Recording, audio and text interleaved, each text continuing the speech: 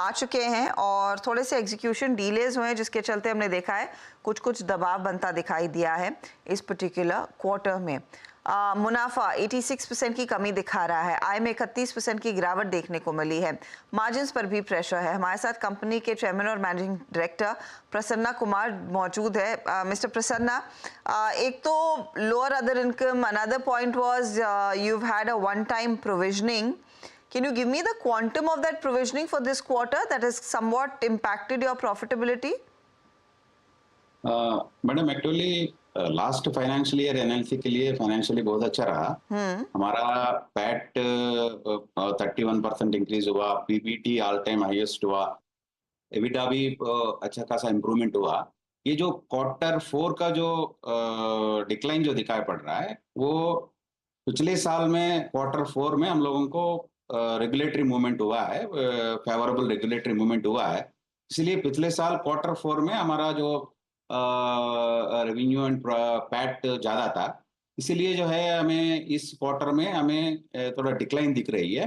Otherwise हमारा जो financial performance NLC India limited का पिछले साल का बहुत अच्छा रहा एंड और ऑल टाइम हाईएस्ट पीबीटी हम लोग कर पाया है और ऑल राउंड परफॉर्मेंस इंप्रूवमेंट हुआ है। पर्टिकुलरली क्वार्टर 4 में हमारा जनरेशन और कोल प्रोडक्शन, लिग्नाइट प्रोडक्शन सब कुछ पिछले साल क्वार्टर से ज़्यादा था, क्योंकि पिछले साल में वो पॉजिटिव रेगुलेटरी मूवमेंट था, उसके वजह से ये कुछ डिक्लाइन दिख रही है। अदरवाइज ओवरऑल परफॉर्मेंस बहुत अच्छे हुआ। ओके, तो पिछले साल शायद एक हाई बेस का इम्पैक्ट भी यहाँ पर, इसीलिए इस साल थोड़ा सा नरम देखने को मिल रहा है।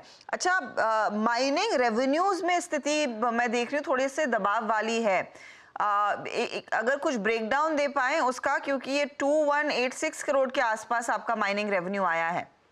मैडम, हमारा इस साल जो है हमारा कोल प्रोडक्शन 26% इंक्रीज हुआ है और कोल प्लस लिग्नाइट मिला के हम लोग all time highest ever production किया है। लेकिन जो रेवेन्यूज हैं, कोल सेल से जो रेवेन्यूज है, उसमें थोड़ा सा कमी दिखी है, क्योंकि जो प्रीमियम्स है, ई ऑप्शन का प्रीमियम्स है, वो थोड़ा सा कम हुए हैं, उसी के वजह से थोड़ा रेवेन्यू का में डिप दिख रही है। अदरवाइज प्रोडक्शन वाइज हम लोग का जो है ऑल टाइम हाईएस्ट प्रोडक्शन किया गया है पिछले साल में। ओके सर, आपका जो, मैं क्योंकि अभी हर्षता ने यहाँ पे माइनिंग रेवेन्यूज़ की बात की, मैं पावर सेगमेंट की बात करना चाहता हूँ मिस्टर प्रसन्ना। यहाँ पे आपके पावर रेवेन्यूज़ में भी करीब 38% की अगर आप देखें गिरावट है। एग्जैक्टली यहाँ पे FY25 का फर्स्ट हाफ या फिर फर्स्ट क्वार्टर कैसा रह सकता है? और एक और चीज़ sir, green power addition approximately the span of 12 to 24 month, वो कितना टारगेट है आपका? ये पिछले साल में क्वार्टर 1 एंड क्वार्टर 2 में कुछ लैंड पोसेशन इश्यूज के वजह से लिग्नाइट प्रोडक्शन में कमी थी और उसके वजह से जो है पावर प्रोडक्शन भी ओवरऑल हमारा थोड़ा कम हुआ है। लेकिन क्वार्टर 3 पिछले फाइनेंशियल ईयर में हम लोग प्रॉब्लम सॉर्ट आउट कर चुके थे, इसलिए हमारा क्वार्टर 4 में हमारा coal production, lignite production and power generation वो सबसे ज़्यादा रहा है चारों क्वार्टर का कंपेयर करने से। और आगे जाके हमारा जो है लैंड प्रॉब्लम्स अभी सॉर्ट आउट हो चुके हैं, तो हमारा 24-25 में हमारा coal production level, lignite production levels and generation levels पिछले सालों से बहुत अच्छा रहेंगे। और रिगार्डिंग ग्रीन पावर, ऑलरेडी हम लोग 1.4 गीगावाट का ग्रीन पावर ऑपरेट कर रहे हैं और 2 गीगावाट का renewables solar power stations Gujarat में, राजस्थान में एंड तमिलनाडु में काम चल रही है, जिसमें सोलर भी है और विंड भी है।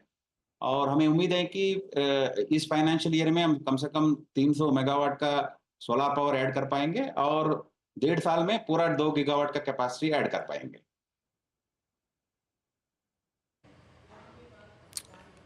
ओके, मैं मतलब प्रसन्ना जी इस पे आने ही वाला था, इनफैक्ट आपने वो आंसर पहले ही दे दिया। ठीक है, मैं सोलर कैपेसिटी के बारे में पूछने वाला था। ये यूपी पावर प्रोजेक्ट जो है सर आपका, एग्जैक्टली ये कब तक कमीशन हो जाएगा, फुली कमीशन? ये हमारा जो है तीनों यूनिट में 90% से ज़्यादा काम हो चुका है और एक यूनिट में हम लोग ऑलरेडी ऑयल सिंक्रोनाइजेशन भी कर चुके हैं।